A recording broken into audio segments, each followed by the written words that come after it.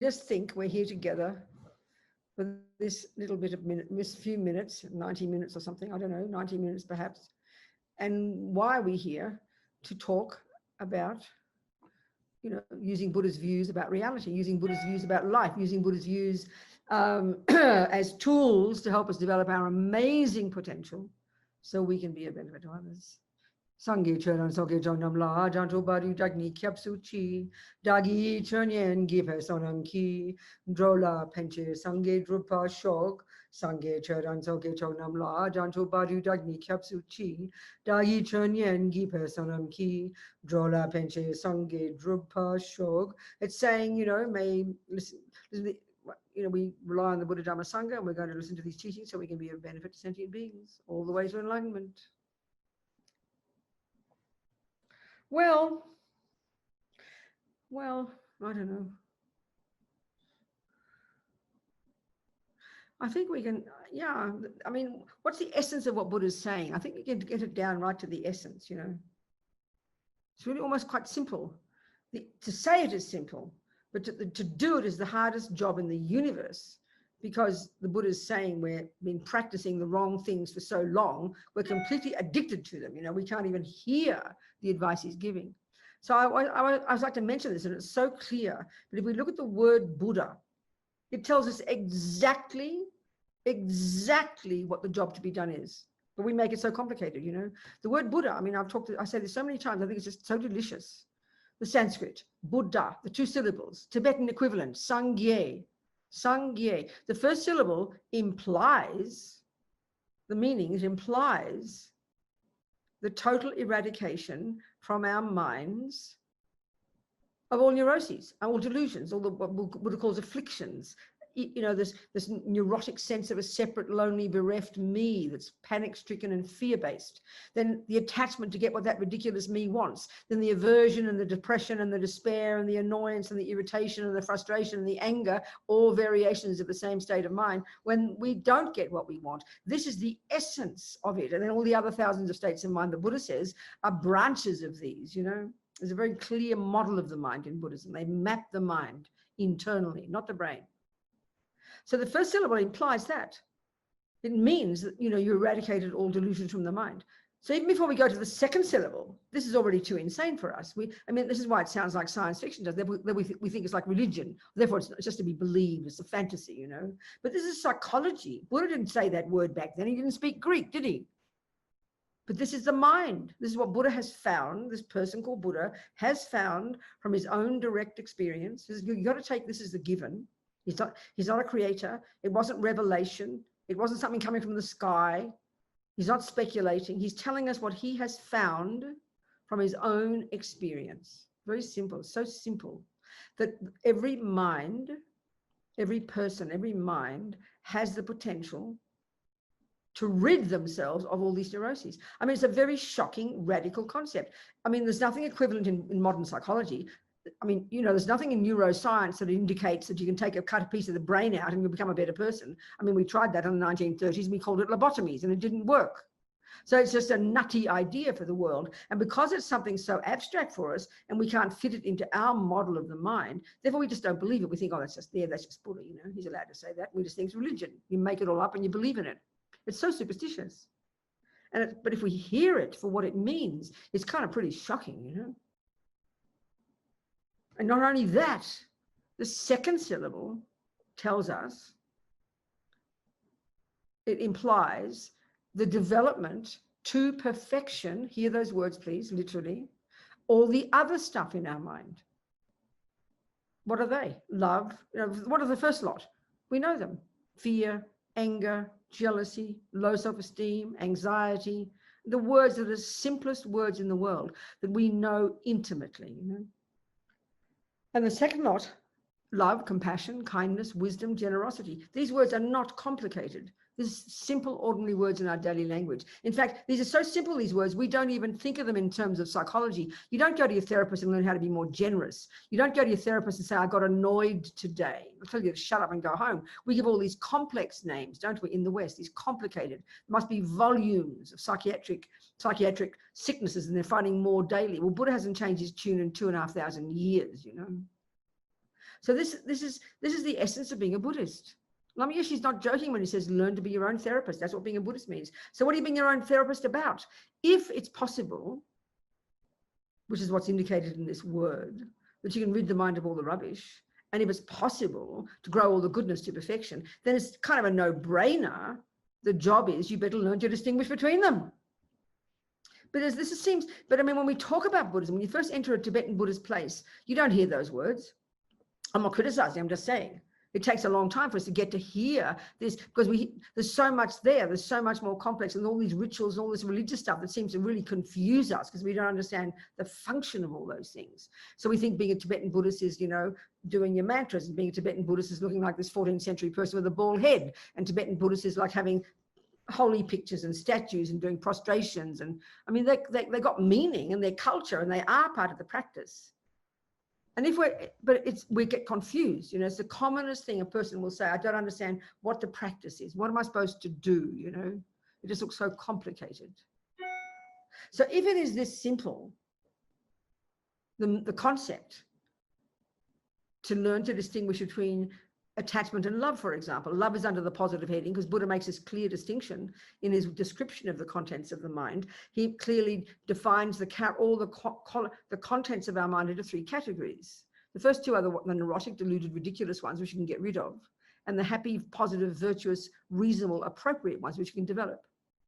And the third lot are like the mechanics of the mind, like concentration and good memory and discrimination, attention. These, whether you're a murderer or a meditator, you need those. And so we'll leave these aside for now. So that if we're trying to identify, if the job is to identify the difference, distinguish between the rubbish and the good stuff, which sounds simple enough, why is it so complex? And why are all these other practices, Well, this is where we get into Buddha's view. I mean, this is where it sounds like science fiction when we think about our mind. It doesn't come from a creator. It's not physical. It's not a function of the brain.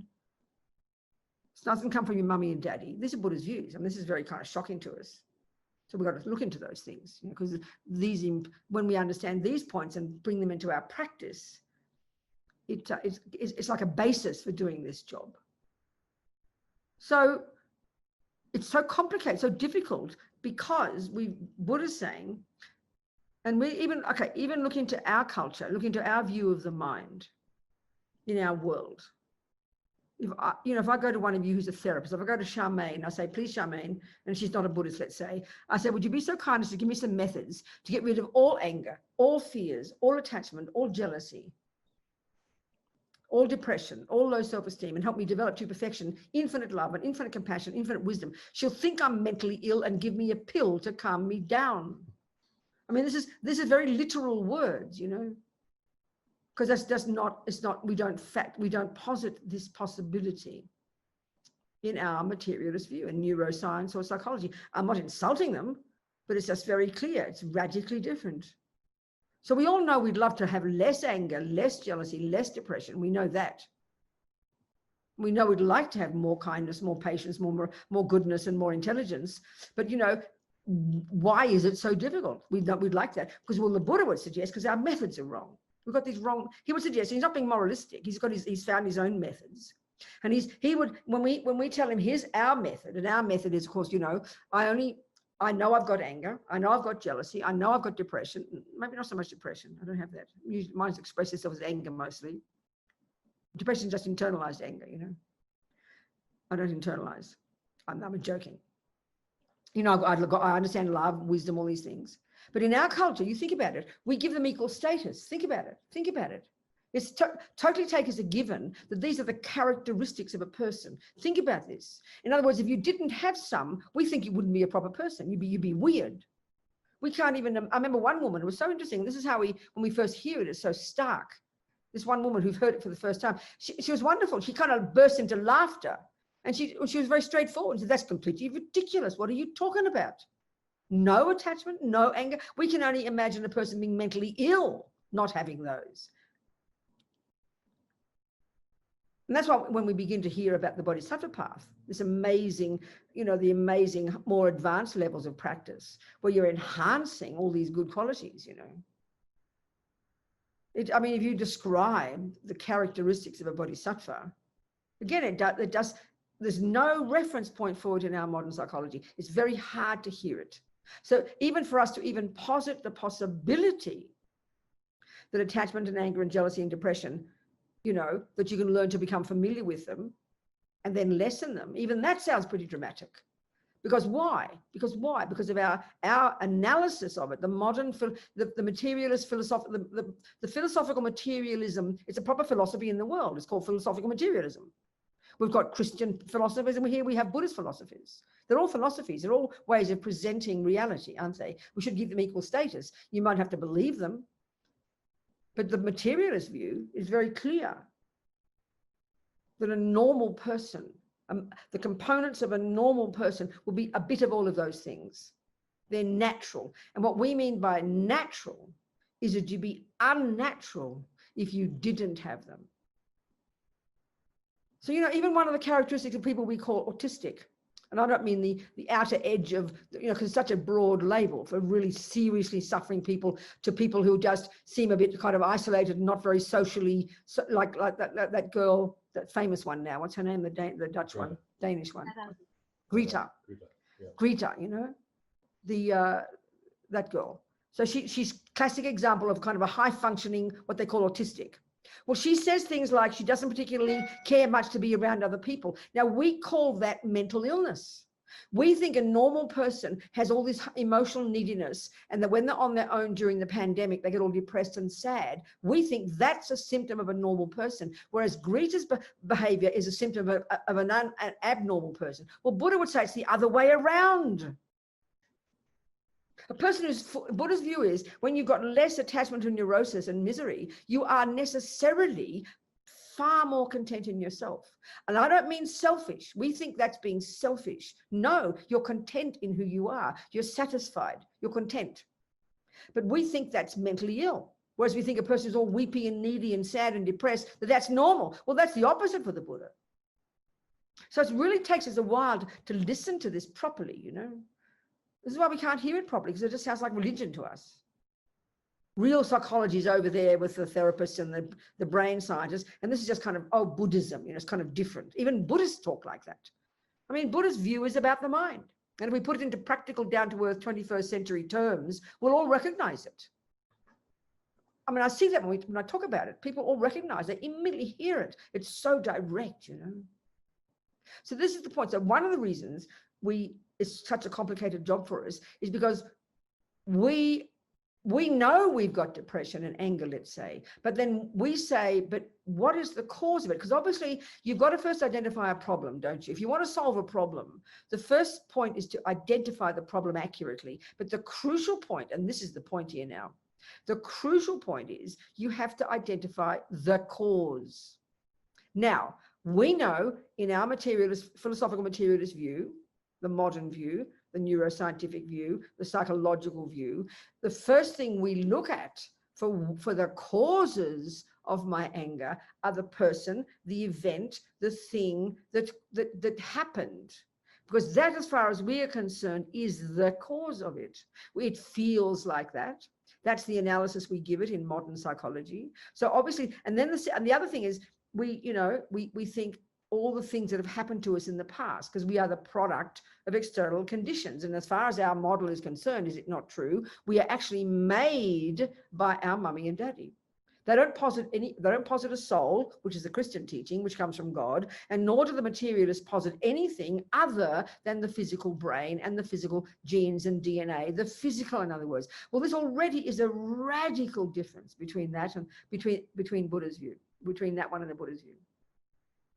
Buddha doesn't deny the physical. He doesn't deny you have parents. He doesn't deny you've got a brain. He doesn't deny there's genes and DNA. He's not arguing with that. All he's saying is we're missing a crucial component, which for him he calls consciousness, and which for him isn't the brain, isn't a function of the brain. Now, this is the one, it's shocking to us, and the first thing we say is don't be ridiculous, and we don't want to think about it. But if we're going to give Buddha some credibility, if we're interested in listening to his ideas, we've got to open our mind to the possibility this just might be possible. So you've got to take it as your hypothesis. Any decent scientist would do that. And that's what's so marvelous this last 30, 40 years, easily, There's this amazing organization. I think there's many others as well, but one especially that's called Mind and Life. You see their website, mindandlife.org. And they've been organizing conferences with His Holiness and all the Tibetan Buddhist thinkers, with all the best thinkers, scientists, neuroscientists, psychologists, scholars in the modern world. And there've been amazing conferences, just amazing, and amazing findings coming out of these conferences. All have been published. And I mean, the Dalai Lama is so humble and so skillful and so wise. He's been an absolute eye-opener to the modern world, you know, in his showing interest in modern science. And people in return are now showing incredible interest in the amazing kind of philosophy and metaphysics and, you know, epistemology and you know, ontology of the Indian world, which we have been utterly ignorant of in our arrogance. We track ourselves back very nicely to the Greeks if we're white people, Europeans, you know. But I mean, this is the Indians. What do we know about India? Nothing. I mean, His Holiness, I always quote this. He said, it was these more than 3,000 years ago, it was these amazing Indians who were the ones who began the investigation into the nature of self. Please hear those words. You know, this is before the Buddha. We know nothing. We're Buddhists. Some of us these days in the West are Buddhists, so we know a bit about India, but not much. This is unbelievable, these Indians. The literature is incredible. And then Buddha came out of that and he diverged in his own direction, in particular, in relation to his own experiential findings about the nature of self, the actual ontological nature of the self, and indeed everything else. That's the stuff, you know. So it's only now there's so much being published. Wisdom Publications has come out with like the second or third volume of this volumes put out based on His Holiness's wishes, you know, to have these books put out. Took the Jinpa, one of his main translators, who lives in Canada. He's behind all these books, just starting to publish some of this amazing literature. And there's so much Tibetan Buddhist literature now coming in, that not just Indian, but Tibetan Buddhist as well, that's being published in the West. And thinkers and scientists and scholars are really paying attention to it now and really respecting that we're not the beginning and the end of the universe. This is, we're so clever because we're called scientists, or even psychologists. I mean, we probably thought it was Freud 100 years ago, for God's sake, who began the investigation into the nature of self. I mean, we're rather arrogant, you know. So it's amazing that, I mean, I haven't studied much of it, but there's been incredible knowledge around well before, you know, 3,000 years ago. Think about it. It's all there still. And Buddhism came out of that. So the Buddhist view then, is that consciousness or mind, these words are synonymous, are not a function of the brain, nor are they the brain. This is something we've got to take as a hypothesis. If you want to really try and delve deep into Buddhism, you can't just say, oh, I don't want to believe that, and that's stupid. You can say that, but there's no benefit. You can be a 1% Buddhist, there's no problem. You can even work on your mind without knowing whether it's your brain or in your toenail. You can do that. But if you want to look into it more seriously, you've got to open your mind to this possibility that this might be valid, you know. You don't just believe it and swallow it whole, and nor do you just spit it out. If you're interested in these things, right, you take it as a hypothesis. That's always what I say. I never say, oh, I believe in reincarnation, I believe in this, I believe in that. That's just intellectual laziness, you know. Because as His Holiness says to us all the time, if you start to really actually study and practice Buddhism, what you're doing, you're taking a body of knowledge, you're following the methodology that Buddha followed, and you're going step by step, and you're ticking the boxes as you go, aren't you? And then at some point, as he said, if you can prove your own self from your own experience that what he says will happen doesn't, then he is wrong and you must reject him. That's the rigor that we need to apply to this stuff, not just be intellectually lazy and believe in it, you know. And nothing wrong with believing.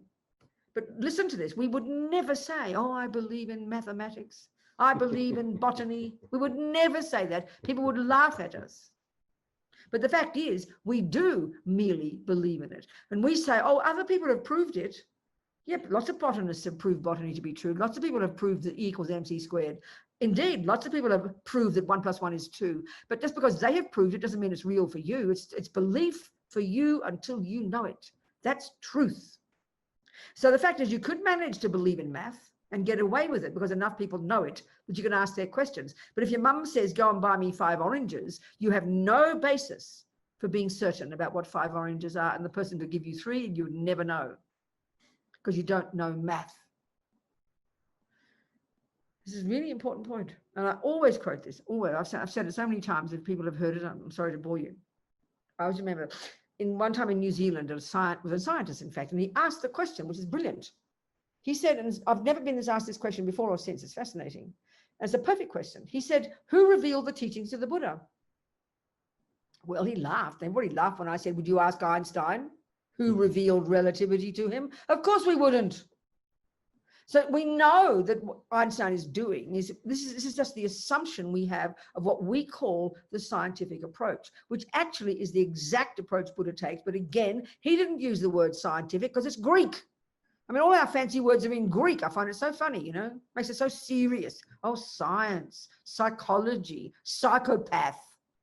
Put them in Greek all the time, you know, pedophile. Look at us, we're ridiculous. Makes it so much more serious. Or Latin if it's the flowers, isn't it? Anyway, we know that Einstein was a person who used his intelligence. This is the point now. This is exactly what Buddha is saying. He observed with his mind the universe. He just didn't close his eyes and make up a fantasy. He observed the universe. He observed the world and the way it works. And then he articulated and eventually codified certain laws. And then he presented his findings. And we know it didn't come from revelation. We know he's not speculating. We know he's not making it up. We know it's from his own direct experience. And we know he's not asking us to believe it. We'd chuck him out the door if he did. We know he's saying, this is what I have found to be true. And here is my evidence. So we are so arrogant that we say, oh, it's been proven. Well, of course, it's been proven by Einstein, but it's not proven for you until you prove it. So don't be lazy, okay? But we mostly just believe in things. I don't know anything about science. I just believe it because, well, I just know that people are doing it. But for me to say, oh, it's been proved just because someone else has proven it. But then we all say, oh, no, nobody's proved reincarnation. We say that with such certainty, but who has ever looked into it? Have you ever spoken to a Buddhist? Have you ever spoken to these Indians 3,000 years ago who have found that to be true from the same process that Einstein followed? But no, because we've got a blanket view of religion. And this is why we think like this. This is the crucial difference between the Buddhist approach and, let's say, the Christian and Muslim approach, or let's say more precisely, the Buddhist approach, which doesn't assert a creator, and the other approaches which do assert a creator. So Buddha does not posit a creator. His whole view is, honey, you don't need creating. You do fine making your own mess, and you can do fine creating your own happiness. That's his view. So he does not posit, but the view we have in the world of religion is we assume it means creator philosophy. Not true. Not true at all, not for the Buddha. So this is the point. If we are talking about Christian or Muslim philosophy, it is philosophy, another Greek word. It's a view about reality. It's a view about the universe. It's exactly what it is. So is science, so is communism, so is Leninism. It's a view of the universe, it's a view of the world, certain components of the world, exactly the same status. So if it's a creator one, it is obvious that you can't prove it. That is valid. If you can say you can prove that God, who is the creator, God, who is the source of the universe, God, who made me and the laws and the rules and everything, if you say you can prove that, that means you become God. And that is not appropriate. That would be the worst sin of the most insane pride in Christian and Muslim terms. And that is appropriate if that's the view you have. So then you have no choice but to believe it. And that's why we assume all religion equals belief. Not true. Not true. Buddha's view is nothing to do with that. Buddha's not a boss. He doesn't run the show. There's no punisher or rewarder in Buddhism. They're all the assumptions we have, and we don't question those assumptions. Well, we need to if we think we are interested in Buddhism. So it didn't come, it came from Buddha. He did exactly like Einstein did. He used his own mind. Now, the difference here is you've got to posit the view that the mind for Buddhism is much more subtle, goes to much more subtle levels of cognition. You've got to posit that possibility. Otherwise, this is plain nonsense. Because whoever, what scientist has ever proven reincarnation? Nobody. Of course they haven't, because they're not discussing any capacity of mind beyond the conceptual and the sensory, which indeed is the function of brain. But the whole point of Buddhism, and the Indians before him have posited, have found from their own internal direct experience, that consciousness has got these much subtler levels of cognition that we do not even posit as existing in our culture. So we've got to take these possibilities, open our mind to these possibilities, and then it's up to us, if we like it, to study it, and then slowly, from our own experience, prove it or disprove it. There's no shortcut, you know, but we want shortcuts. We're just lazy. We'd rather believe, actually. And then when we get upset and we don't like it, we'll chuck it out. We're just being intellectually lazy and sentimental, you know. Buddha's talking about reality, how things exist. That's the whole point in Buddhism, how things exist. That's his trip. That's his thing, you know. So how do you work out what's existing? With your mind. Sometimes we have to understand what he means by the mind. Because he's already said the word Buddha implies ridding from your mind ego, fears, jealousy, depression, anxiety, and fear. Demented idea. And he's talking about how you can develop to perfection in your mind, love, wisdom, intelligence, compassion. Now, we know those words. But so what part of us do those words belong to? Not our brain, baby. And the way I would say it, without trying to insult neuroscientists, that the brain is a physical indicator of what goes on in the mind, which is consciousness. Because as far as the Buddha's view is concerned, it's very sophisticated the way they present it in a very different model. Mind and physical are intimately, inextricably linked. And the Buddha's expertise is how they function, especially in the more advanced teachings, like in the Vajrayana. But in the first stages, our job is to become familiar with our mind. And what that means is becoming familiar with our thoughts, our feelings, our emotions in a really sophisticated, clear, precise way. And this just takes time. But so the obstacles to this are many. One is because we think it's the brain. Two, then I tell you about my anger. And then, you know, I'll tell you about my anger. And you say, well, what caused it? And I'll say, well, my boyfriend did. Then we all believe, we accept that. Or if I go to my therapist, you know, what she will do based on the materialist model, and there are variations of these, she'll look into the past and looking for needles in haystacks, isn't it? What happened back then that caused Robina to be angry and choose neurotic boyfriends? Where we got this whole kind of detailed explanation of what a person is. And the person, as far as we're concerned, is the product of external conditions, the genes first, and the DNA and the rest, and then the mother and father's behavior, and then all the things that happened to me at the Catholic nuns, what they did to me and what my boyfriends did to me. We've got to look at the behavior. We have to have a deep, deep understanding of all my external life, external world, before you begin to understand me. Now, I'm not criticizing this model. It's just not Buddha's, that's all. He says, no, cut right past that. You don't need to know whether your boyfriend kicked you. You don't need to know whether your mother punched you in the nose or your father did the wrong thing. You don't need to know that to know your own mind. It will help you. In other words, it could help you understand why, you know, one of the external conditions for a person, you know, being very angry all the time is if they spent their whole life being angry and everybody else being angry with them. But the crucial point Buddha makes is this. This is the point. We think anger is the response. No, anger is caused by my father's behavior. In other words, I was like this kind of blank slate. And then father does certain things, and then Robina gets angry. So as far as we're concerned, he is literally, logically, the main cause of my anger. So when we hear that daddy beat Robina up every 2 minutes, he didn't, I'm just talking, then, oh, now we know why Robina's angry. Or we'll say, let's say a person's been poor all their life and they start stealing. We'll go, oh, of course we know why he's stealing now, because he's been poor all his life. Buddha says that's just not true. You're going to find examples of people who've been beaten up all their life who do not get angry. You're going to find examples of people who have been millionaires who steal. So it's too comfortable the way we have our explanations. We're going to see gaping holes in it, but it's too difficult for us because we don't. The Buddhist view is, he posits, there is consciousness.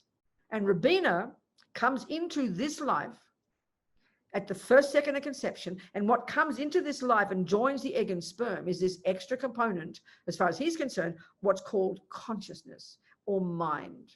They're not physical. They are not the handiwork of mummy or daddy. They are not the handiwork of a creator. They cannot just start out of nowhere. This consciousness is like a river of mental moments. And if I had perfect memory, I could track it back from this second to the previous, to the previous, to the previous, in a chain of mental moments.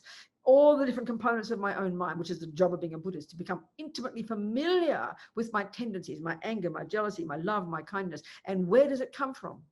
The previous moment of it. Guess what? Where does this anger come from? So you ask, I'll ask Charmaine, who's a nice little psychologist, let's say she's a Western psychologist, why am I angry? And she'll say, well, darling, look what your father did to you. And that's why. I'll go, oh, okay, now I know. Well, you ask Buddha, why are you angry, Robina? He'll say, well, darling girl, you must have the habit of anger in your mind. You must have been angry yesterday. Yeah, I know that. Why was I angry yesterday? And he'll say, well, I'm sorry, Robina, you must have been angry the day before. Yeah, Buddha, you're not listening. Why was I angry before? Because we are wanting desperately an external event. It's how we look, it's what we believe, and our modern science and our modern psychology reinforces that. That's an instinctive gut feeling. You don't have to teach a little girl. When I was a little girl, my mother did not have to teach me how to be angry. I had it down. And if she asked me, why are you crying, Robina? I'll say, my sister was mean to me. That's ego thinks that. We believe that. That's a misconception, Buddha says. My sister did play a role. She did, she used to call me cockeye because I'm cross-eyed without my glasses. My eye goes right in, And when she wanted to hurt me and destroy me, she just called me cockeye. And I'd be bawling like a baby. Mummy, Janet says I'm cockeye, And as far as I was concerned, 100% cause of my suffering was my sister. Nobody has to be taught that. Dogs and ants feel the same. It's primordially, deeply instinctive. And guess what? Buddha says, sorry, mates, it's a misconception. It's more subtle than that. So yes, my sister was definitely a catalyst. My mother and father were catalysts. My genes and DNA are catalysts. So it's a great word. The main cause of Robina's anger and the main cause of Robina's intelligence or her capacity to play music or kick footballs are in my mind, and my mind comes from before. So it's a really nice model. I mean, it's a great concept. I love it because it makes me the boss. I don't want to have somebody else tell me what I'm going to be doing. I don't want to be the product of somebody else's handiwork. I think that's very boring. I want to be the producer of myself. And that's exactly what Buddha is saying. So this is called the law of karma. And the law of karma plays out in the minds of all sentient beings. The Buddha's view is that. And mind is not physical. It's a continuity of mental moments. And this moment of anger is the product of the previous moment of anger. The catalyst that triggered it, yes, was the boyfriend's punch. Yes. And equally, this tendency to be happy is mine. And its main cause is my previous tendency to be happy. And yes, indeed, my boyfriend's kindness is the catalyst for the happiness. That's the distinction. So the main cause, as far as Buddha is concerned, of whatever I am, the main cause of my happiness, the main cause of my suffering, the main cause of my love and kindness and jealousy and anger and the rest, and my psychosis and my sainthood, whatever, my tendencies of those in my mind from having done them before. That's Buddha's deal. And then and of course he's saying my consciousness not the handiwork of mummy or daddy, not the handiwork of a creator. There's no role for a creator in Buddhism. He's not being rude. He just says we don't need one. It's a misconception. He disagrees. He agrees with the different concepts of infinite patience, infinite love, infinite compassion, infinite wisdom, which are the qualities God is said to have. He agrees with all that. We can all become that. That's a Buddha. But there's no job of a creator in Buddhism. No concept of God meaning a creator. Nothing like that. Consciousness it goes back and back and back and back and back. And that's where the whole concept of reincarnation comes. And this again from these Indians. And the thing is, this is all proved by them, proved from their own experience. You get single point of concentration, this brilliant technique that they made up 3,000 years ago, which Buddha still is a central technique in all of Buddhism. It's totally extant living technique. He took it with him when he diverged in his own direction. You get single point of concentration. If you work really hard, you'll get in a couple of years. You access your subtler level of mind, and you will prove reincarnation, and you will prove future lives because you can see it with your mind. So taking the view that mind is not physical, taking the view that your mind's got subtle levels of cognition, and this is the view and this is proved by millions of Indians and people right now looking like you and me are doing it. But we just are convinced, nah, don't be ridiculous. You can't prove that. That's just superstition. I mean, it just shows our ignorance. We're not even open to new things. And that's what's been so marvelous about these conversations with His Holiness. All these, I mean, I know we did a conference in San Francisco 12 years ago, based on some conferences our centre in Sydney does. Tony Steele has got this events business. He's been running these conferences for 20 years, 17, it's about 15 years now. Happiness and its causes, and mind and its potential, and they're very successful. He did a recent one now on Zoom, not Zoom, but another one, a remote one, and it worked really well. So all these conferences are bringing together all these amazing thinkers, including Buddhist thinkers, including His Holiness. And so and I talked, when we did it in San Francisco, we got some of the best thinkers at Harvard, from Berkeley, from Stanford, best quality people, all been, each one of them was telling me they've been profoundly moved and shifted in their minds by conversations with His Holiness. It's like a whole world eye-opener, about reality. So it's marvelous that this is happening now. People are opening their minds, Although I remember hearing about one conference in New York, like 500 scientists were all coming, and a whole bunch signed letters demanding not the Dalai Lama not to be invited, because they were so shocked and insulted, bringing what they thought was religion into science. It was you mean we have to listen to about how the world is flat or something? They said they were very upset that he was coming. But usually the people are so open. And I remember when I worked on Lama Zopa's book, about how we did it a couple of a month ago or something on the course about death and everything, the Buddhist approach to death. And I read a book while I was doing that by an American medical journalist called Nick Teresi. He was a very funny fellow. And it was mainly his own findings, being a medical journalist, all the contradictions and problems now that are existing in the States in particular, that was his expertise, in the medical profession as a result of the business of taking organs, giving their organs, all the obstacles and problems that people are finding now that are not fitting with the usual kind of comfortable views in science, because people are coming, there's been reports for centuries about people, quote unquote, coming back to life after they've supposedly been dead. So many stories, but it's just, you can't, it's put into that too hard basket in the West because it just doesn't fit with the scientific model. But they've been forced to look at this now because it keeps popping up. People they thought were dead suddenly come alive again. They can't understand it, Then also there was he had a whole chapter. He's an atheist himself, and he's a very funny fellow. There was a whole chapter he reported all these different experiences of people who have what they call, I think, out-of-body experiences, and in particular while they were having their operation. They've been put on anesthetic, and then they report these vivid experiences, always floating above their body and reporting exactly what the doctors were saying, what instruments they used, what the music they played, the jokes they cracked. But of course, the normal response is, nah, that's not possible. No, that's not possible. But there was he cracked a joke about this one particular woman who had to have such a radical procedure that they practically had to make her dead. All her organs had to be stopped functioning in order to do this particular operation on her brain. Well, it was interesting. He said she reported the most clear out-of-body experience of all. So no one can deny these experiences, that you're forced to look at your assumptions, you're forced to look at them. And this is what they're finding. So I remember one doctor was quoted in this business. He was quoted as saying, I can now say with certainty that consciousness is not a function of the brain. I don't know what it is, but I can say that much. So I think it's great that people are looking into this now. Another one he quoted was very interesting, because what happens is, the Buddhists, all the lamas would always say, they praise anybody who wants to give their organs. They say it's so amazing that you die with such compassion, and you want to give your organs. I mean, of course, because the mind continues to the next life, and from Lama Zopa's perspective, the Buddhist perspective, and as Lama Zopa talks in this book, it's really crucial that you help your loved ones die in a really good way, because if the mind is freaking out and distressed and unhappy, that can trigger a negative karmic seed, which can produce a suffering rebirth. There's no time to go into all that in this detail just tonight. But so it's a crucial thing to help people at the time of death be virtuous and peaceful.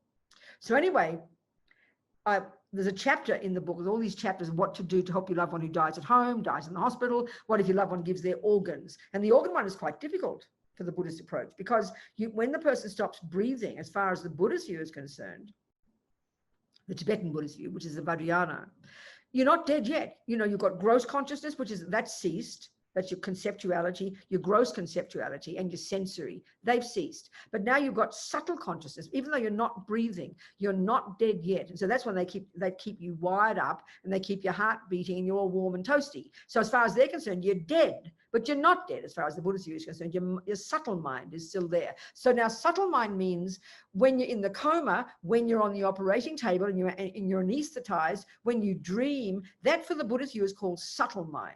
And people, everybody, so many people all over the world report experiences from their dreams when they know things like clairvoyant type experiences. They know things that's going on.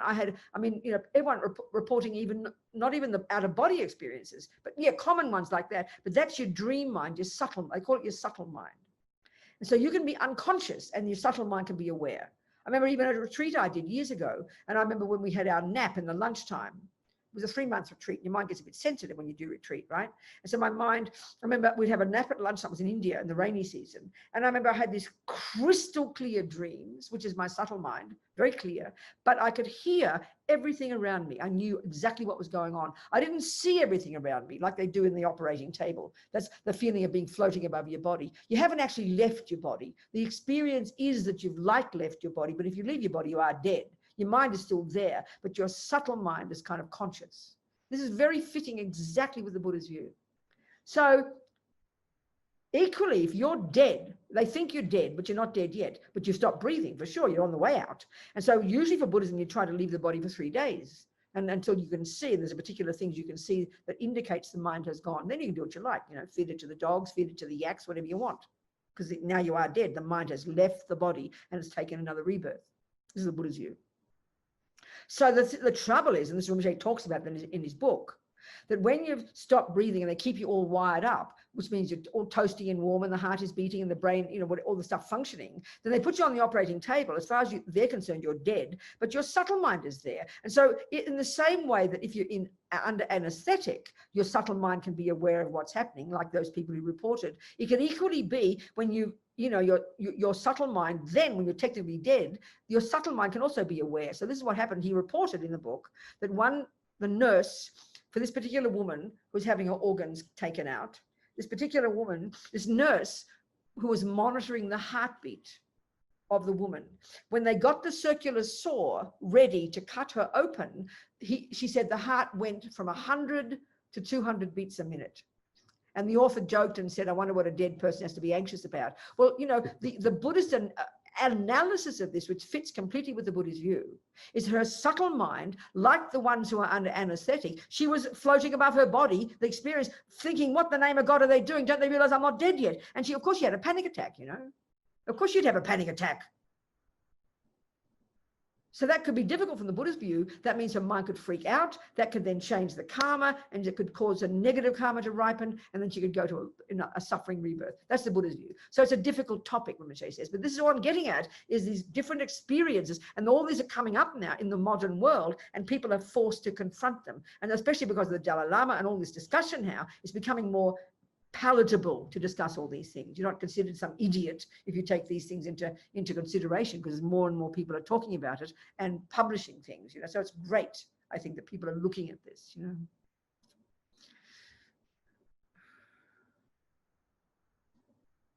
So we're looking at the Buddhist view of the mind. First, we said the potential.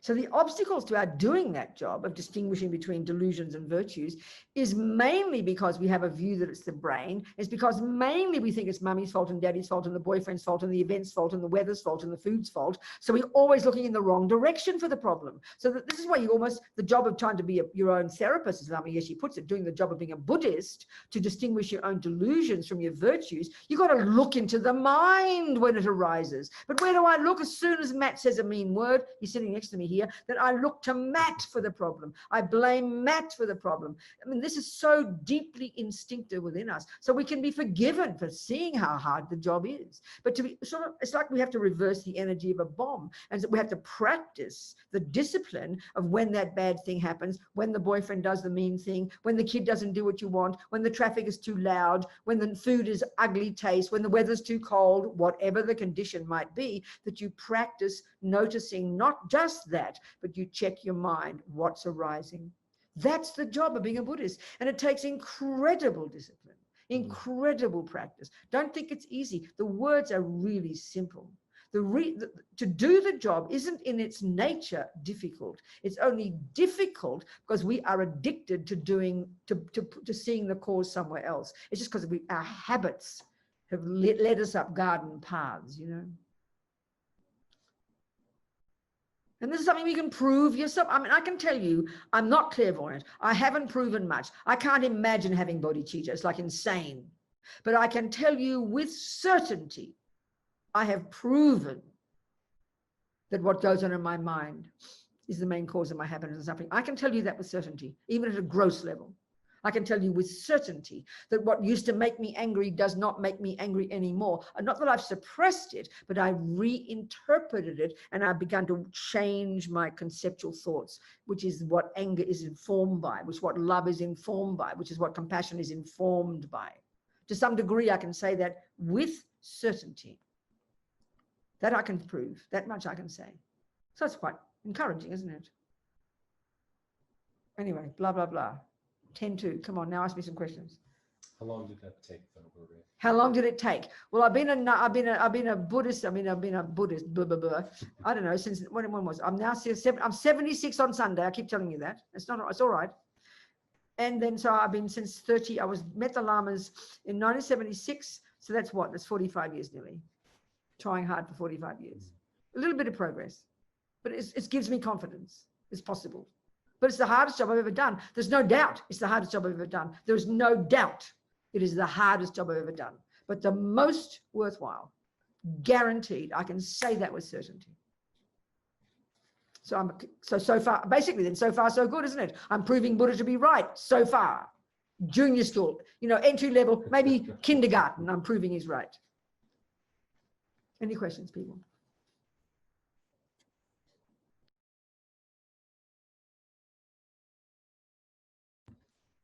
No questions? I shocked you all. No questions? Come on, go. Venerable Robina? Yeah, go, Barbara. I have a question. Good, honey. What happens when someone sustains a brain injury? Yeah, good point. And the mind obviously goes on, but it's just disrupted in terms of. Go on. I just don't quite get that.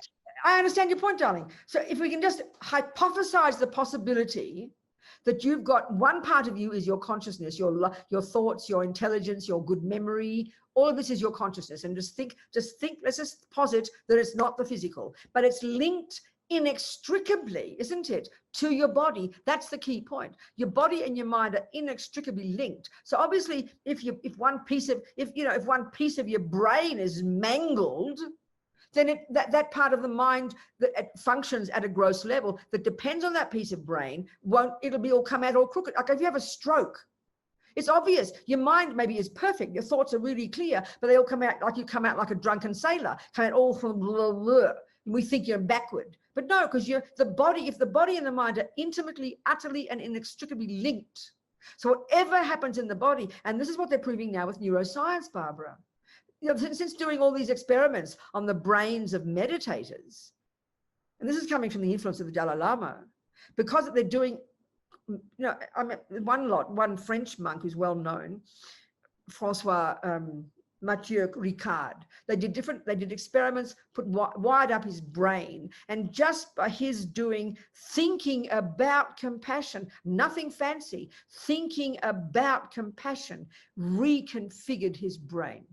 So by changing your mind, you change your brain. And by changing your brain, you can help facilitate what the mind does because they're intimately linked. So that's not a contradiction at all. It's a reaffirmation of it. Can you see my point? So your thoughts and feelings, a person who's completely paralyzed, let's say, can't speak properly because they've got a stroke. I mean, their mind might be, their thoughts are working perfectly, but they can't come out, they'll come out mangled because the body is not working properly. Because the mind does at this grosser level, the functioning of our thoughts and feelings and emotions at the grosser level, of course, it utterly depends upon the decent working brain and a decent working body. So we only focus on the brain. And Buddha's saying, there is the physical. They've got a whole different model. The Tibetan medical system uses a very different model of the mental and the physical, but the principle is the same, that they're intimately, inextricably linked, you know. But the Buddhist expertise is to work on the mind. And then that, even now finding that they're now proving, even just working on your mind by having more compassion and practicing all these techniques, you actually even reconfigure your brain. As one Canadian scientist said, it's the greatest finding of the 20th century. You're not stuck with the brain you're born with, which is what we always considered. You see what I'm saying, Barbara? Does that make sense? Does that answer? Yeah. So we're going to, I mean, it's obvious that we're affected by the physical. If you're in a very hot weather, you'll start hallucinating. And if you're in very freezing weather, you'll start hallucinating too, because everything, but your mind, so the mind and the body are linked. You can't say they're not. Of course they are. And they totally affect each other. But Buddha's expertise is to become familiar with and change the mind. If we just believe I've got to take a pill to change something, or I've got to stop the boyfriend from punching me, which is how we think, then we think, but Buddha says, no, you can change your mind. And by changing your mind, no matter what the circumstances are, when you're advanced, you can be content and happy and wise. You're not a victim of the external circumstances anymore. And even the most advanced practitioners, that would even follow for their body. You with me, Barbara? I am. So if someone is born with a brain injury, yes, that their mind is going to function the same as if they weren't born with a brain injury. It depends on the person. Some people, we can talk about people who've got very limited mental capacity. Yeah. Even if their body's working fine, that's their mind. You've got to see the person's mind. It doesn't follow that if you can't talk, that it doesn't follow that your mind is stupid. If you can't get the words out properly, it doesn't mean your mind isn't working properly. But on the other hand, it could also be not just the physical, but also the mind could be limited. You've got to know the person to be able to tell. You see what I'm saying? Or not? I do. Good, Barbara. Thank you. Thank Wonderful. you. Good, darling. What else, people? So the whole point here is, it's not saying, oh, it doesn't matter what your mother does to you. Oh, it doesn't matter what happens in the outside world. That's nihilism. It's not saying that. It's pointing out that we need to become familiar with our mind, and that we can learn to change our attitude towards the external. So forget about the brain injury. That's pretty tasty. That's a pretty subtle one. But the normal one we get upset about is the bad boyfriend, the lousy weather, the horrible food, the conditions, the external conditions. And we become completely victims of external conditions, don't we, Barbara? We feel we've got no control. Well, of course I'm miserable, but my husband's mean, we'll say. We never question that logic. And Buddha says, sorry, guys, you can question that. And that's why I always use examples of my friends in prison, especially the nightmarish environment of being in a prison when you're innocent and you're being accused of murder and you're on death row, and these nightmarish things occur. And I can tell you experiences of amazing human beings who've changed as one woman, I always quote her, Sunny, she's out of prison now. She was accused of killing 2 policemen along with her husband, and she was there for 17 years and she's out now, right? So she said, at some point, I realized I could not change anything, but they couldn't take my mind from me. So I decided, she said, I'm not a prisoner, I'm a monk. I'm not in a cell, I'm in a cave. So in other words, she changed her interpretation. Instead of thinking, this is prison, I am innocent, this is evil, I have no choice but to go crazy, she said, I discovered I had a choice to think differently. And that's what it means to change your mind. Reinterpret the experience. That's the actual meaning. It's not mystical, and it's intensely difficult. This is the job of being a Buddhist. This is expertise. It doesn't mean you can't change the outside world. Buddha says, if you can change the outside world, baby, please change it. But what if you can't? And 90% of the time we can't. And that's why we bash our heads against brick walls day and night, going crazy, really not knowing that we can change our mind, change our interpretation, change the way we see it, change our perception. We just don't factor that in as a possibility. And even we would say, why should I? It's not my fault. So we paralyze ourselves with utter misery. But that's why this woman, Sunny, was such a profound example. She wasn't a Buddhist. She was just this person who didn't have much anger, I think. She was an amazing human being. Other questions? No? Nothing? Huh? So, Robina? Yes, Lisa. Lisa has one. Yes, sweetheart. So when life wallops us with about 3 or 4 things at one time, and we have to change our mind, but they're very heavy things. Start again, Lisa. I missed the first thing you said. So when life wallops us with about 3 or 4 things at once. Life definitely does, Lisa. You're absolutely right. It's quite overwhelming sometimes. I agree. Yes. And so I know all the lessons about attachment and practice, but sometimes it just wallops you. So then what do we do? That's it. Well, but I mean, did you just hear what I said about this girl called Sunny? She was innocent. She was a hippie hitching with her 3 children and her husband in the 70s. And she gets picked up by Lisa, they get picked up by 2 guys. The guys get stopped by the police. The guys kill the police and blame the hippies. So there they are. So Chinka said that's a wallop. Would you agree that's a wallop? And she was there for 17 years. She gave her children to her parents, and soon afterwards her parents got killed in a car accident and she lost the children. Then she even went to her husband got executed. She even went to the execution and his head burst into flames. So I think that's quite a wallop. Would you agree? For 17 years of living in hell, and she came out a wise, compassionate, stable, beautiful human being because she realized she could change the way she interpreted this. She was locked up in solitary for years with just a Bible. She said, I knew I had a choice. So Lisa, the real learning, Lisa, is don't wait till we get walloped. Work on our mind with the little things. When you drop the cup when you're washing the dishes, notice you don't have to get angry. When your little baby thing happens, when the noise is not so nice, when the traffic is a bit slow, when little baby things happen, don't wait for the big wallops, Lisa. That's when it gets really difficult. And if we've worked on the little things, then we'll be ready for the big wallops. Do you understand? Yes, thank you very much. That makes sense. Yeah, exactly. We take it one step at a time, and the little. Sweetie, Lisa, but the trouble is, this is where we talk about attachment. The Buddhist deal about attachment is, what runs us most of the time is this junkiness. This is attachment to get the nice things. So when we get the nice things, even just you wake up in the morning, your body doesn't feel too bad. You wake up in the morning, the temperature's quite nice. You wake up in the morning, the breakfast is there. So we take it for granted, Lisa. We have no sense that things might go wrong, because when attachment gets what it wants, we make another mistake and we assume it's going to last forever. We assume it'll all be lovely today. We assume it'll be lovely tomorrow. That's a big mistake. So then when the wallop comes, we get the shock of our life, because we don't expect it. We don't have to be depressed and think bad things are going to happen. But based on our own experience so far, we know that life brings things that we're not expecting. So when we give up the attachment and the grasping, then we don't get so angry. And then when the bad things do happen, we're more qualified. We're able to deal with it, Lisa. So don't wait for the bad things to happen. Don't wait until you get accused of murder and you get put on death row before you start working on your mind, because that's most people can't. Do you understand? Yes, I think my practice goes really good until 3 or 4 things happen, and then. Exactly, Lisa. Of course, is. That's it, darling. I know. That's it. Exactly. We just got to keep working. We can manage. We can do it. I promise. Who else then? Anybody else? Nobody. Yes, Jackie. Talk to me, honey.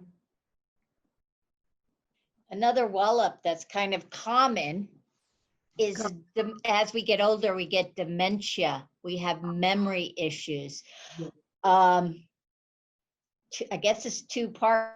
It's one, I need some words of encouragement. What would you say to encourage a Buddhist that practice? That's a really interesting point. I know. So I think there's masses of science about this, and I know none of it. But I'll give you the Buddhist approach, right? If we look at our lives, Jackie, ordinary people, we can be very nice people. We might be very quite moral. You live a good life. You're a nice mummy. You've got a bunch of kids. You've got a nice husband. You've got good friends. You're a nice person. But listen to with respect to most of us, we never ever pay attention to our mind. We have no techniques to control the mind. We might be a quite pleasant person, so our mind is continuously chatting day and night, but because we're not getting paranoid and because we're not crazy people, we just live with it. So we don't pay attention to the mind. We don't try to harness it. We don't try to control it. We just follow our feelings. Then if you've done that all your life, then not only your brain, but you've trained your mind never to have any focus. And then as you get older, you're going to just completely lose the plot. Of course you will. It's completely natural. Whereas if you live a life of virtue, of morality, really live a good life, control your mind every day, control your anger, control your anxiety, control your feelings, learn to understand them, change them, then you won't lose the plot. You won't lose the plot. You will not lose the plot because you've trained your mind all your life. But that still doesn't mean, I'll still say something. That still doesn't mean you can't be a high practitioner who gets a stroke and maybe loses. Lama Zopa, for example, is said to be a highly evolved practitioner, highly realized since he was a child from his past lives and everything, astonishing yogi. Well, he had a stroke in 2011. So, he talks weird. He sounds like he's talking strange. Maybe he looks like he's losing his memory, but I don't think so. That's the physical expression of it is a bit limited. But his mind he doesn't sleep. He's a great meditator. He's got control over his subtle mind. But when he gets to his grosser mind, he looks limited. But his mind is super sharp, super clear, and you can't destroy that, especially when you've accessed your subtle mind, the way Buddhism describes. So it's really crucial. All I'm getting at in this whole talk tonight is we've got to learn to see the distinction between the physical and the mental. Whereas that's, and it's really specific to the Buddhist approach. Do you understand what I'm saying, Jackie? I do. Yeah. Thank you. But at the same time, you see some people get Alzheimer's when they're 40, don't they? So it can be the karma of some person due to some past karma that they get sick and they get Alzheimer's when they're 40. Other people can be 97 and crystal clear. You read about this all the time. I remember reading in the New York Times of one artist in New York.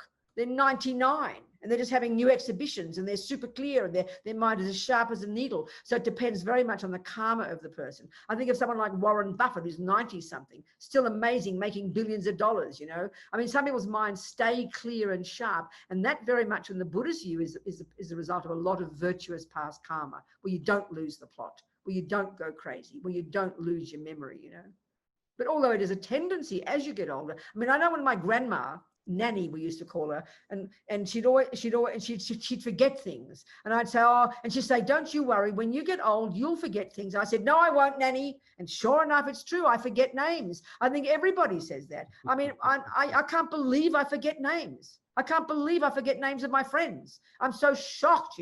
It's so peculiar. I don't ever forget the name of chocolate cake though.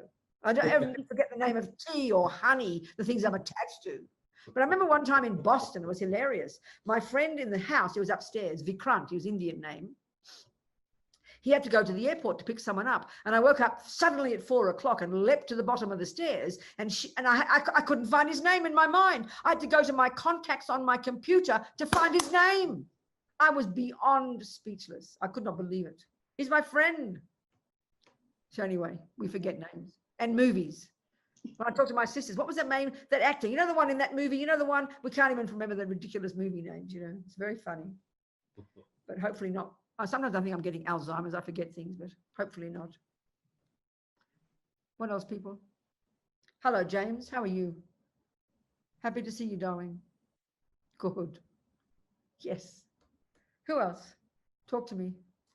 Birgit, talk to me. Where are you, Birgit? Where are you? Unmute. Unmute, Birgit. Okay. I'm in New Jersey, just outside of New York City. Happy to see you, darling. Happy to see you. I've often seen you at Shantideva. Yes, of course. Yes. Actually, I'm trying to formulate the question. Okay. I sometimes wonder, isn't there some problem also with our craving for happiness? That's right, Birgit. That's called attachment. Isn't part of our problem that we can't stand to be discontent for 5 minutes. Birgit, you've hit it. You can't just sit with it for a moment and see what it is and then work the way through. That's Birgit, that is exactly what the Buddha is saying, is the major obstacle we have. That's the function. The energy of attachment is exactly that. It's profound, unbearable dissatisfaction, that whatever it is, second by second, we can't stand it, and we've got to always anticipate something more, go to something more, look for something more, think something different. That's our disease, Birgit. You're exactly right. And if we learn to do what you're saying, that's really the beginning of the real Buddhist practice. That's exactly his expertise. You're exactly right, Birgit. Dissatisfaction can't stand the moment, this moment. It always wants something else. Dementedly, when it's really extreme, that's when you have the grossest suffering of attachment to physical objects, but the actual attachment is not able to bear what's here now this second, and especially, Birgit, not satisfied with me. We're not satisfied with who we think we are. We always think we should be more. We always think we should be doing better. This is our worst disease. It's so painful, so painful. And that is exactly the right. That's opposite to attach. That's why we're not happy. So happiness is a content mind. But part of our problem in the West is we hear to be content means to be passive. No, it means being joyful. You can be a busy person but still be joyful and be content with what you're doing. But it's this profound disease, and it goes to way more subtle levels than we can even see. This is the real job, darling. Exactly right. You hit it on the head. Can you elaborate? You said something about that once at an event at Shantideva. The difference between attachment and aspiration. Okay, I will. Good. Thank you very much. It's a good question.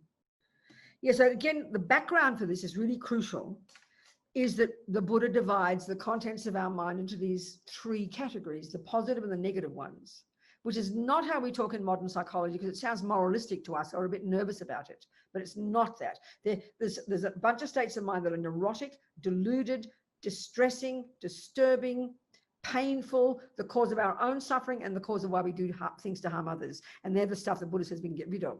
And then the second lot are the valid, reasonable, appropriate, other-based, connected ones: love, compassion, intelligence, kindness.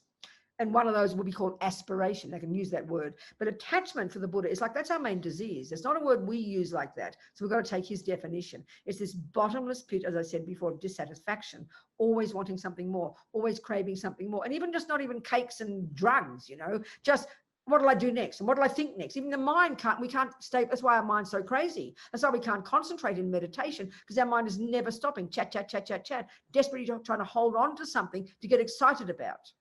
That's what the crazy mind does. And this attachment goes to incredibly subtle levels. Lama Yeshe said, I can tell you about attachment for one whole year.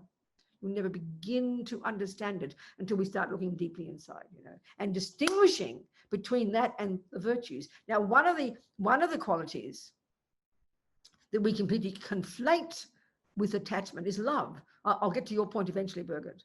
So love is a virtue. Love is valid. Love is a delight in someone else's happiness. It's got zero to do with ego, zero to do with me. It's a genuinely powerful state of mind. But our problem is we don't ever have love for those we're not attached to. And we don't ever have attachment for those we don't love. So we assume they're the same. But so the key job we have to do is distinguish between these. And this is a profound one.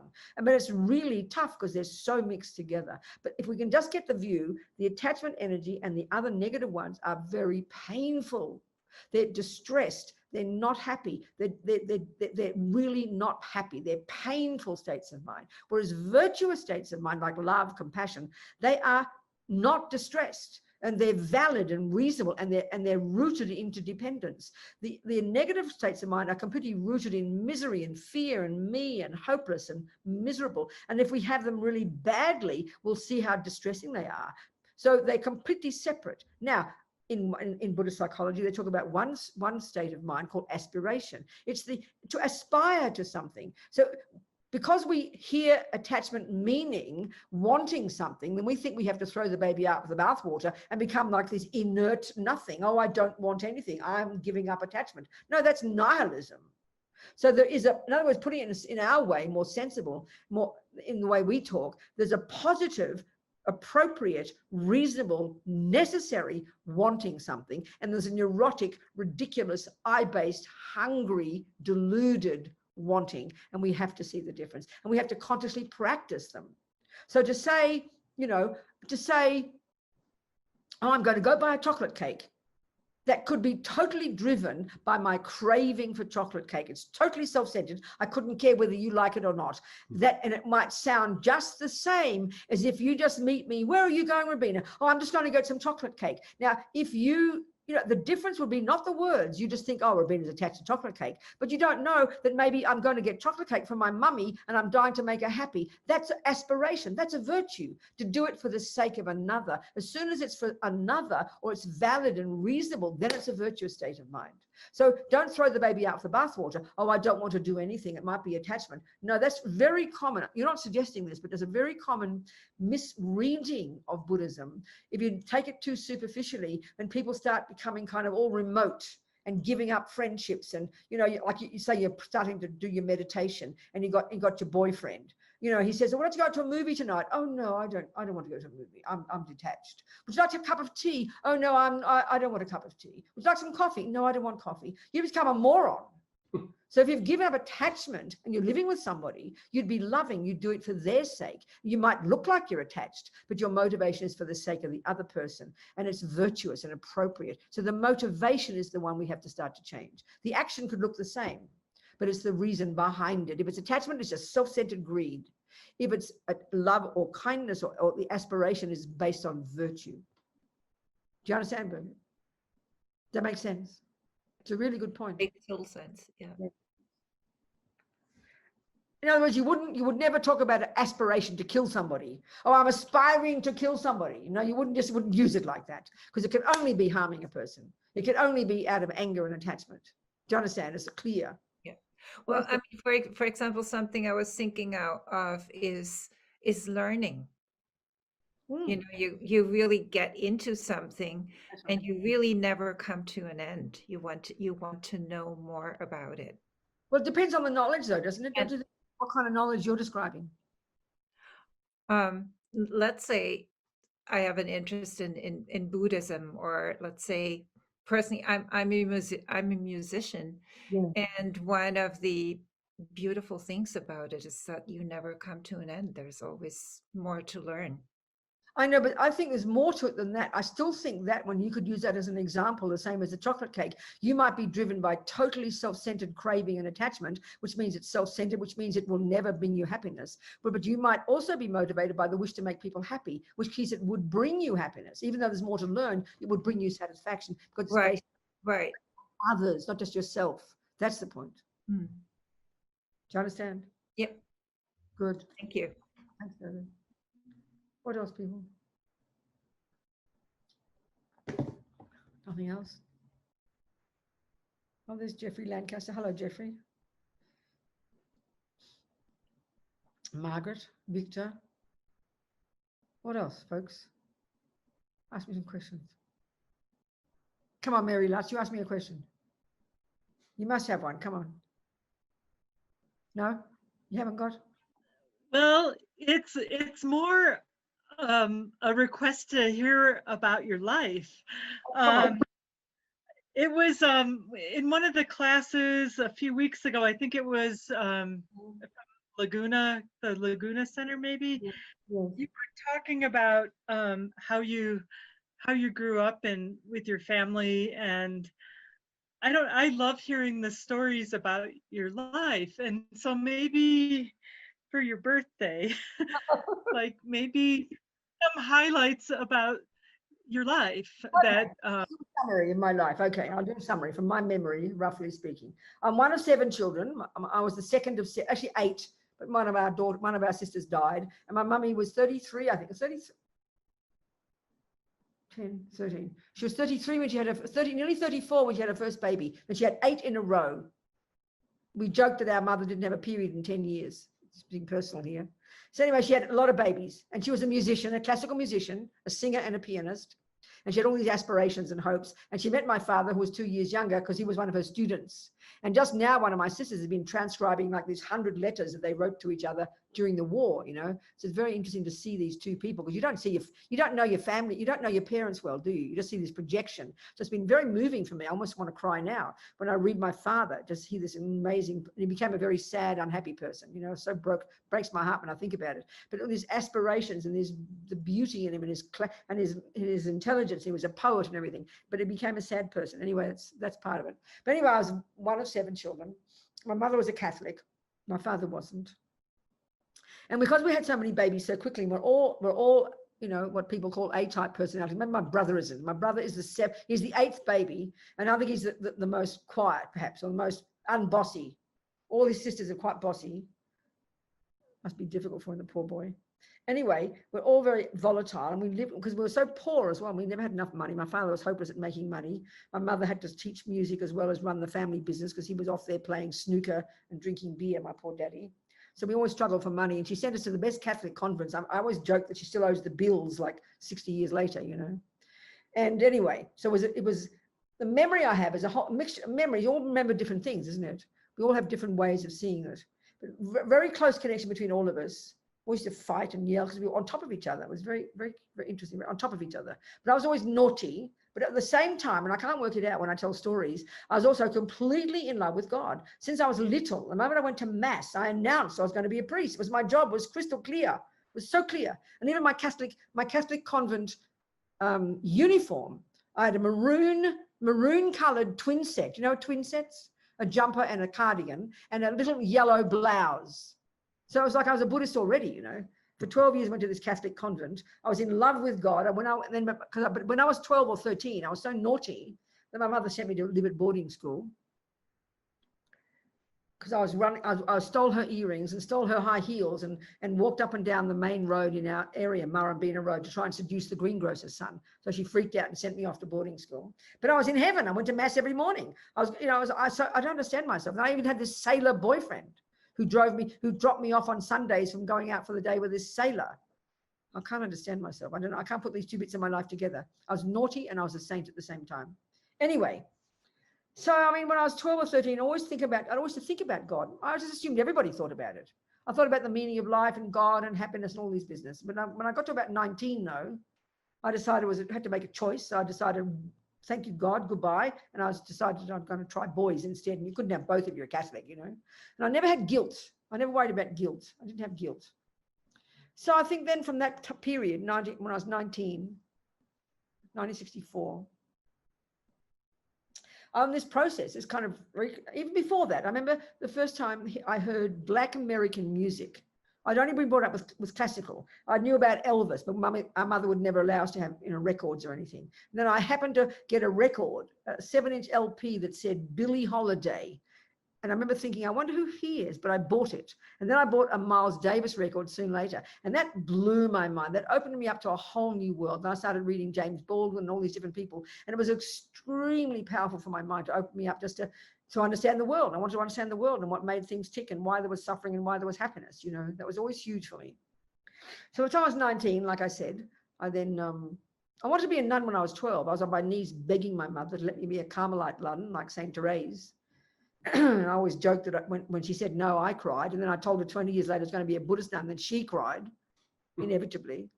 So anyway, I was about 19, and then I was always studying music with my mother. All my sisters would go off to the football, but I couldn't cope with the football. So it's just a loud noise. I didn't like it. So she used to teach me classical singing. I learned classical singing from my mum on Saturdays, you know. I love that very much. I remember that vividly. And she had all these aspirations that I'd become a singer. So then when I was about 23, by the time I got to 23, 1967, she sent me off to London, hoping I would continue my career as a singer. But then I was away from home, so it was sort of, I was ripe and ready for revolution. That was 67, 68. So then I gave up wanting to be a singer. I gave up wanting to be everything. I became a raging hippie, you know, sex and drugs and jazz, never rock and roll. And then slowly that went into political activity, a radical lefty. Totally committed. I hardly ever had a job. I didn't go to university. I left school when I was about 15 or 16. I just felt there was nothing that I wanted to learn, you know. I was bored by it.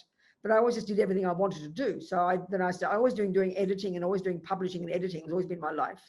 So then I was a hippie. I was on the propaganda side of things, and then I became a radical lefty, like a communist. I was on the propaganda side of things and demonstrate. And then I got arrested one time. I shouldn't say this. I might lose my American passport. In the Irish in 1971, when there was a big demonstration, the Irish, the Bloody Sunday, when all a big Irish demonstration near Fleet Street on Whitehall in London. I remember the horses falling and the rubbish bins like slow motion. And then a policeman told me to get out of the way, and that was the end of me because I argued. So then he dragging me down Fleet Street, one on each leg, one on each limb, throw me into the bus. Anyway, whatever.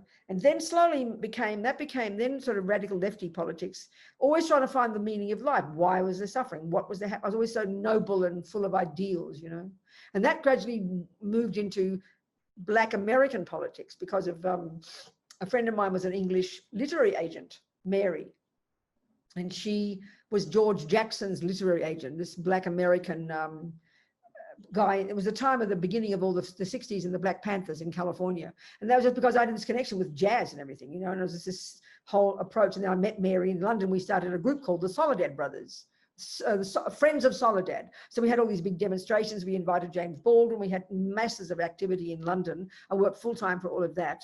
And then gradually from there, I heard about women's lib.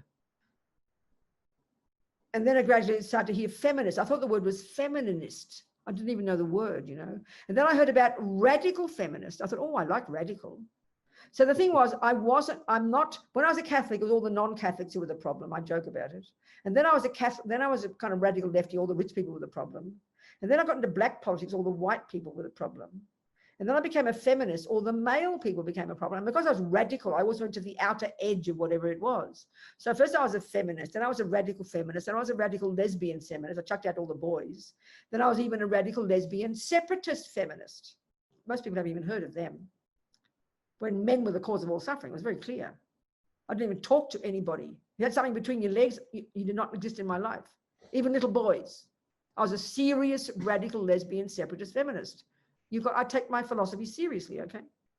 So then slowly I realized I'd exhausted, and this is not a joke, I really felt I'd exhausted all options for who to blame for the suffering on the planet. There was no one left, So it's about that point I started doing martial arts, wanting something spiritual again. So I started doing martial arts in a women's dojo. I was in New York at that time. I lived for a year in New York. And moving towards some kind of spiritual path, but not knowing quite what it was, So then I got back to Australia. I was doing my karate. I felt I'd found my profession, karate. I was loving my karate. But then some fellow ran over my foot. Some fellow called Bill Bright, whom I'm totally grateful to. He ran over my foot and broke it. And I thought, no, I can't do karate. But as a result of that, I was sitting in a restaurant, totally depressed, all feeling sorry for myself, in plaster. And I saw this poster, and it said Lama Yeshe on the poster. So that was how I met the lamas. I thought, I've got no choice now. I've got no karate. I can't do anything. So I went to this course in June 1976 when I was 32 or something. 30, no, what was I? 44, 31 and a half, exactly. That's how I met the lamas. So that's it. That's the essence of my life. The beginnings of it. A very rough summary, taking a particular approach. That's all. Will that do, Mary? That's what. Thank you. How long did you live in Taos? How long were you in Taos? I was in Taos. I became a nun in 1978, early 78, I became a nun. And then very soon I started working with Wisdom Publications, and that was for like 10 years. We were mainly in England at the time. The whole time I was in England. And that's when I also started to study. I started to learn. Lama Yeshe had started at our center in England. He started a thing called the Geshe program, which is like the master's program here. Now it's the forerunner of it. And that's when I started to study. And that's when I think I found what I wanted in my life to study. I didn't want to go to university. I couldn't find anything I wanted to think about. But then I finally met the Buddhist philosophical views. And that's when I was in bliss. I studied for like 2 years. So then I was in, so that was 10 years in England. And then I was in Australia. And then whatever happened, what year was that? Taos was 2000. So and then Lama Yeshe told me when I stopped wisdom for 10 years in 1987, I didn't know what to do, but Lama Zoba said I should go and teach. Very big surprise to me. So he said, go and teach. So I just taught in different centers a few years. And then in 1994, one of the Vajrapani Institute invited me to come to America. And I thought, I don't want to go to America. But then one Lama said, it's all right. He said, if you don't like it, you can come back again. So I thought, oh, I'll go, all right. Well, no, actually, Lama Zopa was consulted about it. No, he wrote to me. That's right. No one told him, but he said, oh, I've just heard you've been invited to go to America. He said, I was at Kopan at the time, living in Kopan Monastery, studying, teaching courses, editing books. I was very happy. And he said, I've just done an observation. And I've found that it's very beneficial for others if you go to America and not much benefit for you. But if you stay in Kopan, it'll be quite beneficial for you, but not much benefit for others. But you decide. So I burst into tears, Anyway, I thought I'd go. So I came to the States in 94 and I was working with Vajrapani. And then I moved to Land of Medicine Buddha, where I then took the job of editing Mandala. So I was working for FBMT International Office, was at Land of Medicine Buddha at the time. So then in 2000, Lama Zopa moved us all, the entire office, he moved us to Taos. So that's, at that point, Liberation Prison Project started. We didn't call it that then, but prisoners started writing to us while I was editing Mandala. And so we had the prison project up there. But then I thought I couldn't stand being in Taos. Forgive me, people, for Taos. I mean, by the time you fly to bloody Albuquerque and then have to drive 14 hours to get up to the mountains, I thought this is ridiculous. So I picked us up and moved Liberation Prison Project to San Francisco. I thought I'd be in a big city, So we moved to San Francisco. I was there in 2000. But I wasn't there much. I was on the road most of the time as usual teaching, Anyway, that was a bit of my life, okay. But the thing is, for me, people talk about practice and what practice is, but this is the one when I said before, I can say with certainty that changing your mind works. Because from the beginning for me, somehow the Lamas threw me in the deep end. I like to do what I want, when I want, how I want, and I want to lead the way. I don't want to go behind. I thought of being a Buddha. For me, I got very nervous. I had to be a humble Buddha. No, I decided I want to be the biggest, fattest, loudest Buddha. It made me a lot happier. So it was difficult because I had to do jobs I didn't want to do. I got jobs I couldn't stand the thought of doing, but I did them because I knew it was. So, and that was how I learned about my mind. I learned about my mind from the first day I met Lama Yeshe. He showed me my shitty mind. And that's what practice is. That's what the function of the Lama is. Because I would do what I want when I want, and I'd do a good job. But that wasn't what I had to learn. I had to learn about my mind, my anger, my pride, my arrogance, my impatience. And that's what I learned from day one. So that's really what practice is, I mean, the thought of meditation was totally boring to me. I didn't want to sit on my bottom and look at my stupid breath. I thought it was the most idiotic thing I've ever heard. I had no interest. I didn't sit properly to meditate for 7 years. I did all my practices, while I'm running, while I'm walking, while I'm doing things. I did my practices, absolutely. I wanted to work on my mind. That never doubted. But the thought of sitting quietly was ridiculous. Anyway, I'm still here all these years later. So far, so good. All right, Mary, it's time to go now. Look, 8:30. Okay, sorry to bore you. But I remember somebody saw Chasing Buddha, this movie that my nephew made about me in 2000. It was at Sundance. He won awards for it. It was interesting. But some Tibetan monk saw it and he said, oh, this is a really good movie for hopeless cases. So I thought, oh, I'm glad I'm an example for hopeless cases. That's good. You understand? Because I'm not an example of what people think a Buddhist nun is. So hopefully inspire some people. That's all my friends in prison love me. They just somehow they think they all like me. I don't know. Because I like crazy people, you see. Anyway, that's enough raving on. Goodbye. Well, I really like you too. And happy birthday. Yeah, that's right. Thank you very much. Yeah. Charmaine's going to drive me to my first holiday in 7 months since I've been here. She's going to drive me to, where is it? Crestone. We're going to see Mary and Harry because Mary's going to move into her 3-year retreat very soon. So we're going to have fun, aren't we, Charmaine? We're leaving early Sunday morning. Yes, and I'll drive fast. Good. I stopped driving because I have got so many speeding tickets and it would be too dangerous. Somebody even offered, I think Neil offered me a car. I thought, no, I can't have it. I've got so many speeding tickets. In Australia, you never meet a policeman because it's all the cameras. I mean, and I've nearly killed myself several times. So I just put my foot on the accelerator and I have to pass every car. It's just how I am, So just as well somebody else drives me. I'm starting to behave like a little old lady, I think, aren't I? Do I behave like a little old lady yet? Not quite. Okay. Thank you, people. Good night.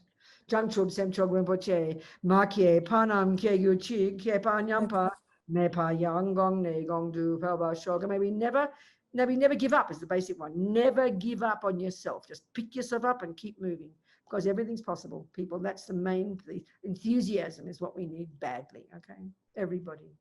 Much love and thank you so much. And this is we're going to have one more session on Sunday. Then we're off for a month, aren't I? Oh, no, I'm going to do other things, aren't I, Mary? You booked me in for other things, haven't you, Mary? Christmas. Oh, yeah, that's Yes, we have you for Christmas. good. And one express meditation next. Okay, fantastic. Okay, darlings. Goodbye. Thank you for teaching.